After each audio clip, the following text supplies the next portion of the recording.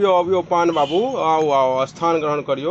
है जो कनी है उम्हर कनी घुस कऽ हाँ हाँ की हो की सब भऽ रहल छै धुर की कहू तट पानि भेलै हन भरि भरि ठेहुन पानि लगा देलकै हन महाराज। चौक पर गेल रही साइकिल लऽ कऽ तेहन का पिच्छर छलै खसलहुँ आ छौड़ा सब उत्पाती एहन हंसै छलै छौड़ा सब देख देख कऽ मोन तो होइ छलै जे उतरि कऽ दू घरमच्चा दिए ई नहि जे कनी साइकिल ताइकिल खसि पड़ल तऽ कनी उठा देत बुढ़ारीमे टांग हाथ छुटि जायत।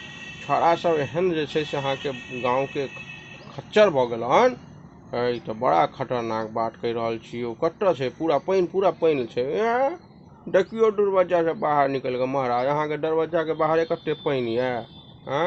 पान टान के व्यवस्था अछि जतऽ कि खाली बस एनाहिते छै नहि चाय ता बनै छै महाराज पाछू चाह बनि रहल छै पान खाइके तऽ मंगा दै छी। देखै छी चौक पर एखने कहै छी अहाँ जे पानि लागल छै एकोटा दोकानो खुजल हेतै।